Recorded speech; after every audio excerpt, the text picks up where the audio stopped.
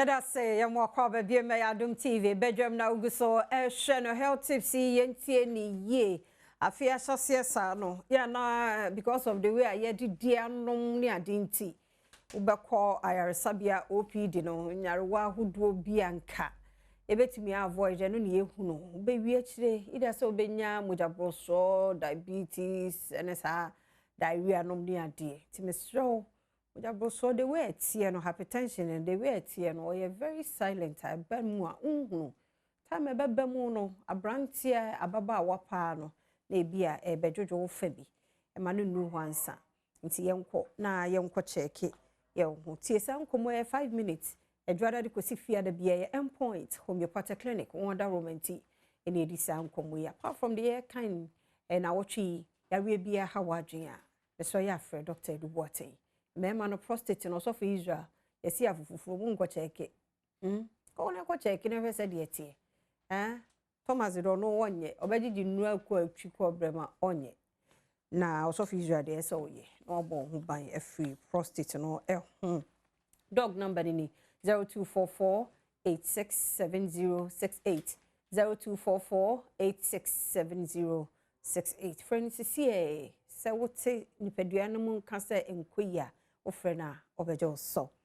Queen Bee's Catering and Decoration Services in Sunie Mr. Bia wo program bi kese pa event kese bi eso ma wo guest no maduane wo se ye decor no ema Mr. Nko ba bia fo ani kire Queen Bee's Catering and Decoration Services ombe aduane bia wo pa ma ombe decor bia so a wa wo pese wo munye no ombe ye dia ma ye hia ne so obefa sa number 0244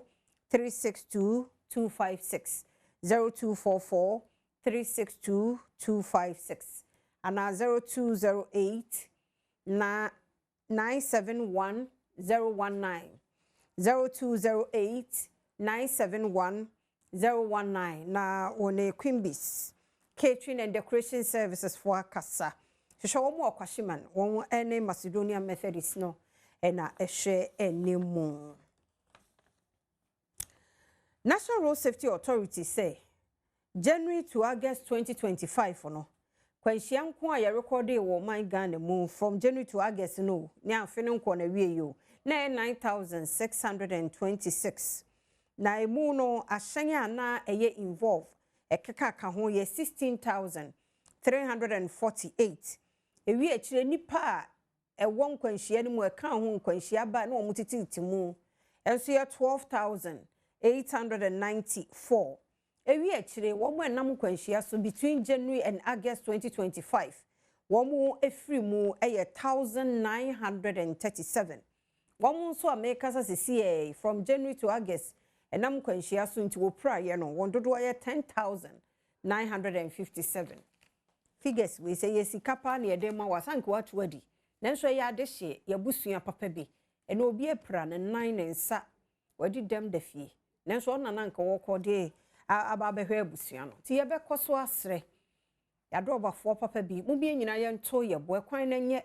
nti ye nto ye bo ojo ka ni dipa ba ya to bo dwon foforo no a ono so enam kwan no ho no ye sre mo no no nsa e de kotene si achi age mo hudie no munyai na enye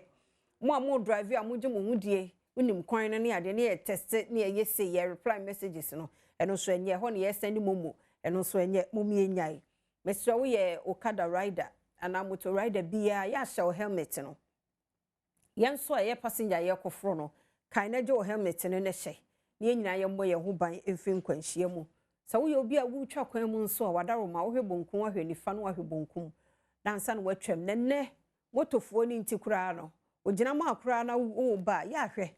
se moto bia mfa ba bia ma wo hu a obi agina ma wa wo cross no no wafa ho no wabebu nam mumie ntie se futugo semwe nem waye Ayoda Ghana's #1 services app baako service bebre and powered by Joy FM Adom FM Asempa Hits Joy News and Joy Prime Gold ball jewelry sunie ene jewels bia wo hia ye de gold aye no nkoto ba bia e ma me kan che me se me yi ato ho because we dware e be pa gold board for jewels na ntesa say ya asomade say ye chain say ye nkawa say ye die wa wo de bi kura wo gold bia wa hu say ni no hyeda nye and brighten mouse or the fuck good boy jewelry shops or men a kama a day amount your shops on the showrooms and the doors. Baby, upe bia obenya mabo ma wo yamu so ne good de no boarding we ya good into morning yedin ramu your window shopping Diamond House Kimbo Road and cry bi ho 0555 810005 Oxford Street Osu 0556 771 438 Otele Avenue East Legon 0553 163 811 Marina Mall Spinters 0556 771 414 Community 11 Tema 0556 771 415 Ampoma Krade Kumase 0556 771 416 Prempeh the First International Airport Kumase 0531 040 808 Honina Good boy jewelry one more it will be a ho kona kwajo de sisi mame fa kwanya so ma esi me mame akosi akona du a owo go so abotan so obapa nkwa so me chia wano pay e da so mre no wadaje mama me sese je num boatin one da boats Dr. Kofi Ejenum boatin anope mo so me chia mo sanso na Mrs. Boatin Jan Obapa onkwaso radio shira mu nyina me na nanatiwa drabe na awo onso be bia wo bia no pay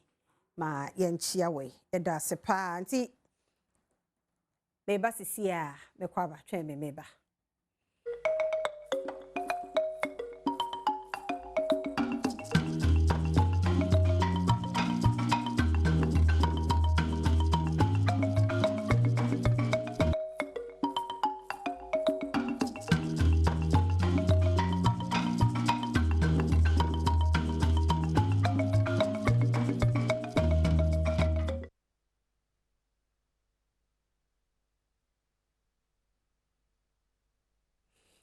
Yada se yamwa kwa babiem Adom TV Badwam na ohwero medi afia amankwa tamaklo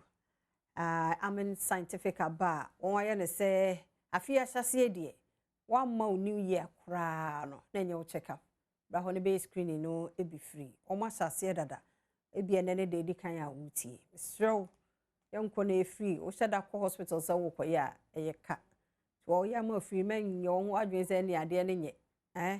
Dr. Sewusini. Do me mo akwa be. Yeah. Na bia boko de. Nyame na dom. Dr. Sheikh. So ehoye. Nyame adom. Ye papa. Sheikh Dr. Mi bonsu. Ne ho ye. Nyame ho. Na yarefo nyina so nyame nam ne so. A mo nya ahoto. Mo. Nyame adom me bia boko. E da se. E be se be 2 weeks ni de. And I afia hyase and screening na ye wo amen. Ye wo amen scientific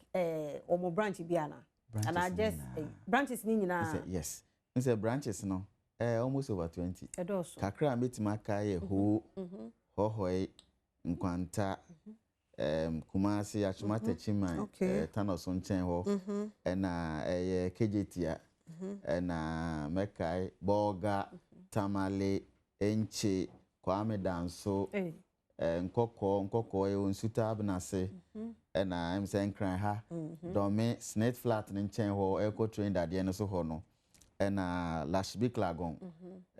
tema area ho Lashbik Lagon no ye ne Goy filling station no ne din hwe animu ye ben Ashama under bridge ne pa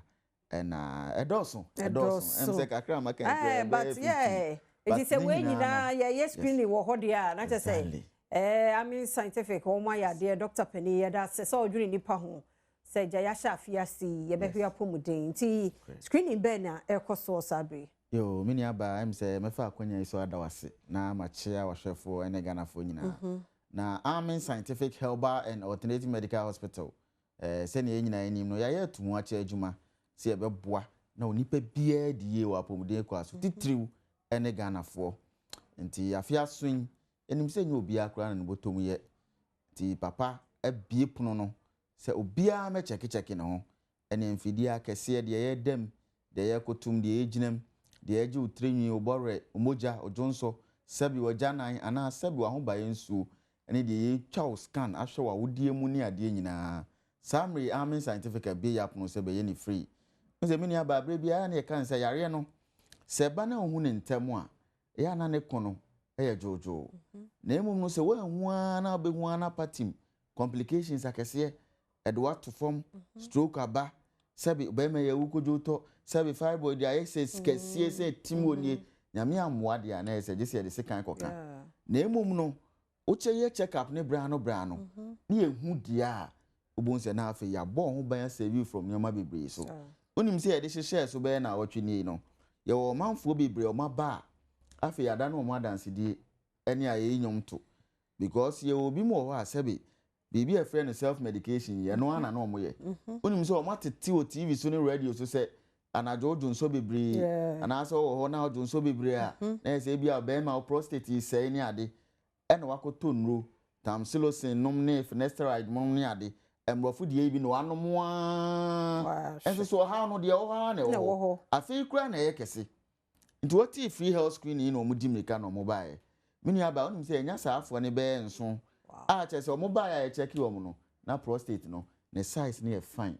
ne PSA nyina ye fine na emom ne ye kohwe no na onya dunso mu yare enam se mienu a na ewom de na omonya asitire yare nti no na ama o ma sha ase egu nso ntentem no but o ma te say prostate ye kese a obejo nso ntentem ena o mo eto nro saa nti nyame amwa ena nko mo be ena o ma me pia me na nko me to nro ya afi se nro ye ekoni mu eno na ebeku o how be enu na afi ho chemicals across afra no e saa de complications akese ebrew saa ne enya ebi no mu a sabi malaria ne typhoid asem ya o se ne ho ye hye ne tipai no ne ade epe no akoto wato malaria do na anoma enso mu ana no ahyehyehye na awo de no na ne honam ye ne mre na poso ena odi mrika bae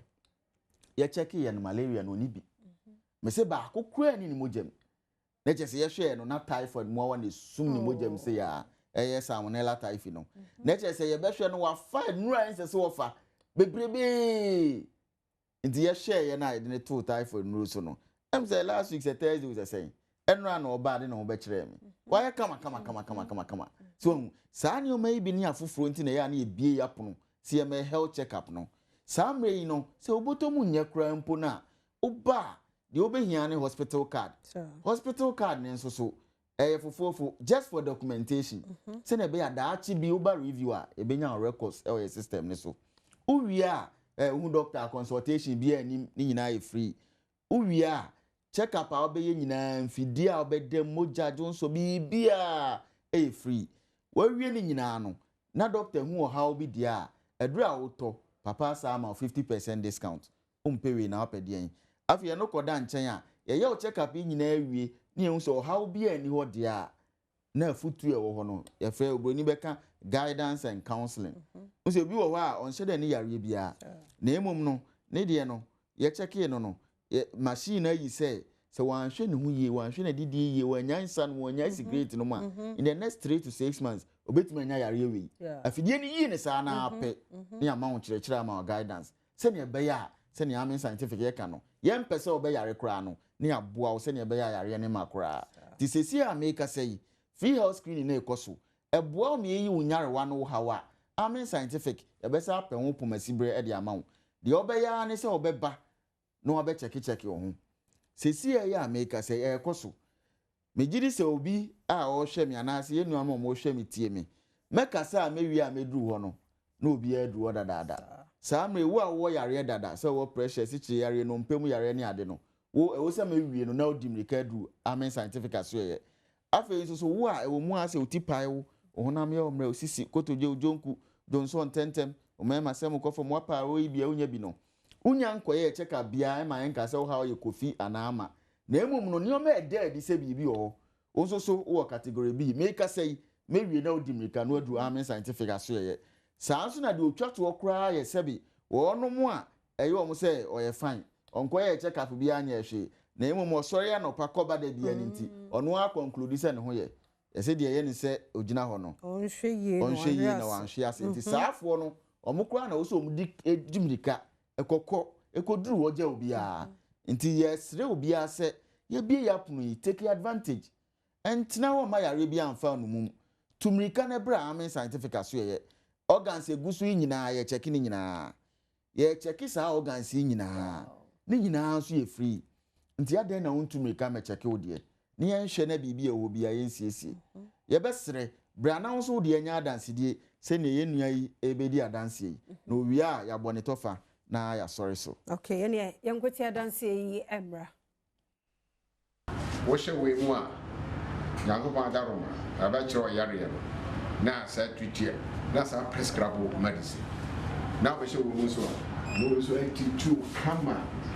organs ni na nyame adaroma na tinti ni na free so kopuno na ase na entitu long time I have the problem for give birth I come for this hospital scientific Herbal. I get my baby, a baby girl. But the thing I can talk with sister and brother, the medicine is very good. They are requested and syphilis. Now, in Chima or in Knaha, Nick Gannet Afenina, Minyayasa. I'm almost ready to say. If I'm called scientific Herbal or Domi, if I meet me, Ayarisa, and you put me by Amin. Number so the Bishia, Dr. Sheikh, many members. We can't an team, we can't be part of the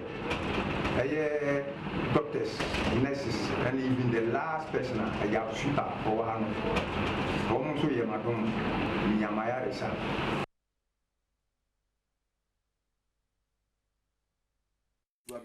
Yada say aha anti adanse no amen scientific enti no adanse die we ne akase eni mu nkotoa bebre ena ekoso ewo amen scientific aso ye enti ye besre se ye bie yapono ye take advantage and now ema how bia emfa onu mu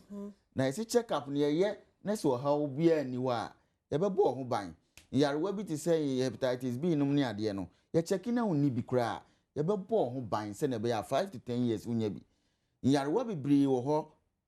say ye check na se wo bia ye be sa abo watu ase ama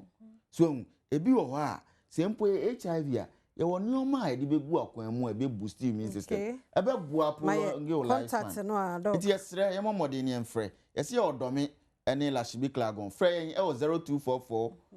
227192 0244 227192 020 722 9505 020 722 9505 0245 275 254 0245 275 254 0244 227192 bomade na frɛ amen scientific na bra na be shem fidia kese mu check wo nyina free no how ho a yen say ntu ase ma wo amen scientific yesi allow shafi nyankopon ene yaresafo da say Dr. Seusu amen scientific Herbal hospital na yete won kano